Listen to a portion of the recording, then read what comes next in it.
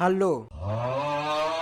عايش بقى، يعني لسه صاحي من النوم، بس حرفيا الموضوع ده ما ينفعش يستنى خالص، يعني خالص. نتكلم النهارده عن المواصلات في مصر. حرفيا المواصلات في مصر دي غير اي مواصلات تانية. انا بتكلم بقى مش عن الميكروباص بقى والقطر او اي حاجه، انا بتكلم عن اوبر وان درايف بقى والميكروباصات والدنيا دي كلها. حرفيا الدنيا دي كلها في حتة تانية خالص.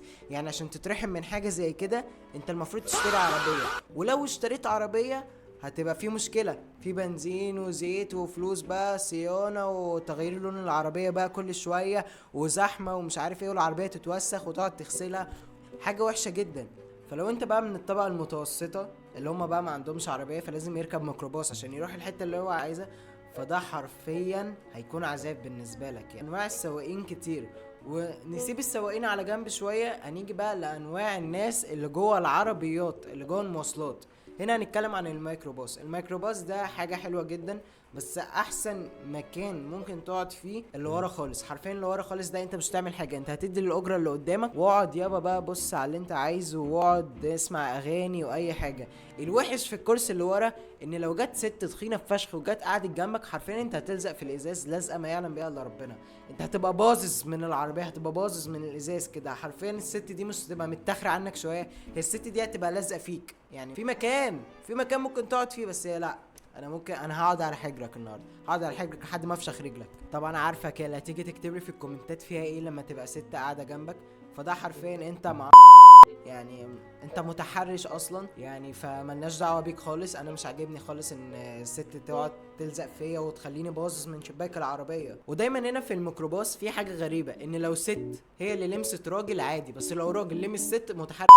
مش فاهم ليه، ما هي يا ولاد مش فاهم يعني، ولا عشان هما ستات بقى. طبعا كل ست وكل بنت على دماغي من فوق، بس يعني انا مستغرب بس ليه لو ست لمست راجل عادي، بس لو راجل لمس ست يعني مش عادي. ويجي بقى الراجل اللي هو قاعد جنب الست التخينه من الناحيه التانية وهو شايفك وهي الست التخينه دي لازقه فيك، فاللي هو ايوه يا عم، ايوه يا عم، ايه يا ابن تعال اقعد مكاني، تعال اقعد مكاني وشوف ايه اللي بيحصل. بالذات بقى الراجل العجوز اللي يجي يسيب كل العربيه ويجي يقف جنبك، اقسم بالله العربيه بيبقى فيها مكان وهو عايز يقعد في المكان اللي انت فيه. انا عن نفسي يعني انا مش هقوم.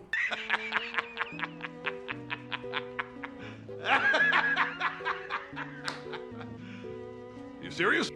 مش هقوم يعني انت ليه يا حاج ركبت عربيه مليانه وكنت تستنى تركب العربيه الفاضيه؟ ودايما في حكايه ان انت في حد كبير فانت لازم تقوم له، في حكايه بقى ان في ست فانت لازم تقوم لها عشان تقعد مكانك. انا ضد الكونسبت ده تماما. انا ضد يعني لازم اقوم من مكاني عشان هي تقعد. يعني مثلا ده موقف حصل معايا، كنت راكب في الميكروباص ورايح انا واصحابي خارجين خروجه عاديه، يعني في اتنين ستات ركبوا العربيه زحمه فشخ، العربيه زحمه فشخ وفي ناس واقفه وهي جايه تركب. فماشي، ما عنديش مانع، انا مش صاحب العربيه، انا كده كده قاعد في مكاني يعني. فالست جت وقفت، يعني هي ست وامها، فهو يعني حسيتهم متوقعين ان انا ممكن اقوم لهم، بس ده استحاله ان انا اقوم لهم. ركبتي ليه طالما ما العربيه مليانه؟ ما تستني لحد ما عربيه تانية وتروحي تركبي فيها. ركبتي ليه عربيه مليانه؟ صح. المهم ان انا جيت بقى حسيت ان انا يعني خلاص الحته اللي احنا هنقف فيها جايه، فحسيت ان حرام يعني الستات دول يفضلوا واقفين. فلما جيت وقلت لها خلاص اتفضلي يا طنط انا كده كده نازل قدامي يعني، قامت قالت لي خلاص يا حبيبي انا برضو نازله قدام. طب يا بنت انت قاعده تبصلي بصات غريبه ومقرفه ليه؟ وطبعا ربنا يبعد عنك المذله ان انت تطلب اوبر. وهنا عن اوبر انا ما بتكلمش عن تطبيق اوبر عشان ما تقوليش ان انا بعمل اعلان لتطبيق اوبر، انا بتكلم عن ان درايف بقى وشوقيه ولا ايا كان كريم، بتكلم عن كل التطبيقات يعني، بس انا بجمعهم في كلمه اوبر. انا واصحابي برضو كنا راجعين من خروجه فركبنا ان درايف، فالسواق بتاع ان درايف هو بيهزر، بس للاسف احنا ما كناش عارفين ان هو بيهزر. فاول ما جيت اقول لصاحبي اللي قاعد جنبي، احنا كنا قاعدين ورا وواحد صاحبنا قاعد قدام، فاول ما جيت اقول لصاحبي اللي قاعد جنبي حاجه، فجاه لقيته قام بص لورا كده وقام قال هس، مش عايز اسمع صوت، لو اتكلمت هرفع عليكم السعر. فاحنا بعد الجمله دي سكتنا عشان احنا ما كانش معانا فلوس، عشان صرفنا فلوسنا كلها في الخروجه. بتحصل عادي جدا ان انت تصرف فلوسك كلها في الخروجه. فبعد ما قال لنا كده فضلنا ساكتين بتاع نص ساعه، فضلنا ساكتين نص ساعه، والراجل يعني فضل نفس النظره كده يبص لنا في المرايه وقعد يعمل كده ويبص لورا عشان ما نتكلمش. في الاخر خالص قام جه قال لنا ايه يا جماعه انتوا صدقتوا ولا ايه؟ انا بهزر يا ابني بتهزر؟ وده انت حرفيا خليت يعني جيبي يتقطع ان هو ممكن ادفع فلوس زياده لو اتكلمت. ده انا لو في لجنه كنت اتكلمت احسن كده. يعني حرفيا انا في اللجنه بتكلم اكتر ما اتكلمت في العربيه مع الراجل ده. وطبعا انا مش بقول ان السواق وحش يعني، هو حس الفكاهه حلو بس يعني وحش جدا يعني. دمك تقيل، دمك تقيل وما تهزرش مع حد تاني بعد اذنك.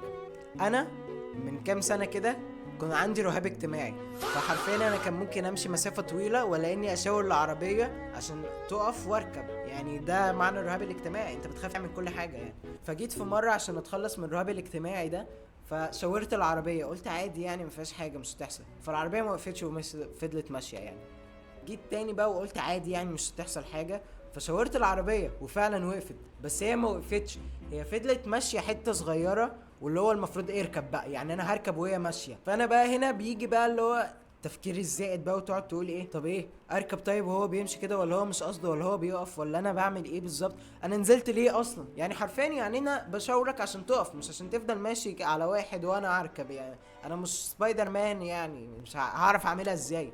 طبعا لو انت بتعرف تعملها فانت سوبر هيرو. دي الفكه بالنسبه للميكروباص والسواقين دي حاجه مقدسه. الفكه دي، الجنيهات الفكه دي حاجه مقدسه بالنسبه لهم، يعني بيقدسوها كده الجنيهات الفكه دي. يعني انا في مره في صلاه العيد ما كنتش حالق، فرحت حلقت بعد صلاه العيد عند واحد صاحبي. لما ركبت العربيه فديت للراجل 10 جنيه، فالمسافه من هناك اصلا بتاع 8 جنيه، فقال لي معيش فكه.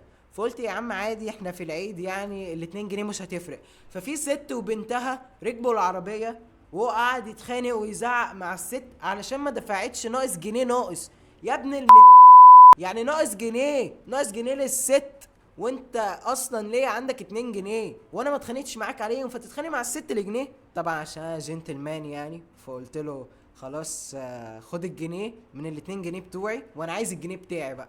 وهنا بقى انا كنت جريء فشخ وكنت اقوم امسك فيه عشان الجنيه، وفعلا وقف راح يجيب علبة سجاير في العيد الكافر وراح يديني الجنيه. بس انا حرفيا اللي عايز افهمه ويدخل دماغي كده، هو انت ليه ما بتعملش اشتراك؟ ليه ما تنزلش تكتب في الكومنتات انت عايز ايه الحلقة الجاية؟ انا مش فاهمك بالظبط. ما تنزل تكتب في الكومنتات وتعمل اشتراك وتكتب في الكومنتات انت عايز ايه الحلقة الجاية. يعني احنا لو جينا بقى نتكلم عن كمية الحوادث اللي ممكن تحصل لك او تحصل لك وانت راكب الميكروباص، هي حرفيا عدد لا يحصى ولا يعد.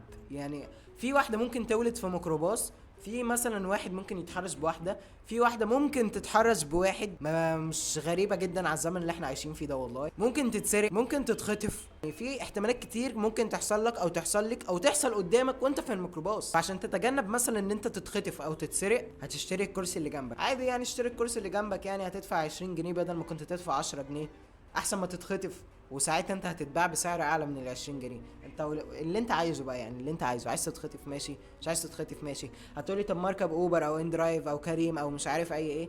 انا بيتهيألي سمعت ان هم بيتحرشوا بالناس هناك، يعني لو هتركب الحاجات دي اقعد ورا ما تقعدش قدام، عشان بيتهيألي الكرسي اللي قدام ده فيه عقده بالنسبه لهم كده، ما بيصدقوا يشوفوا خاد كده بيقعدوا يحطوا ايديهم عليها يعني. وطبعا انا مش قصدي اهين التطبيقات دي، ولا قصدي اهين السواقين اللي جوه التطبيقات دي. يعني في ناس حلوه وفي ناس وحشه في كل الدنيا يعني، حتى لو ركبت الميكروباص ممكن يتحرشوا بيك يعني. اعمل اشتراك وانزل اكتب في الكومنتات انت عايز ايه الحلقه الجايه، وعايزين نوصل الفيديو ده ل6 لايك يا عم. يا عم انا 6 لايك يعني، انا بهزر. 6 لايك ايه؟ وصلوا ل 100 لايك او 1000 لايك، يعني عيب قوي يعني.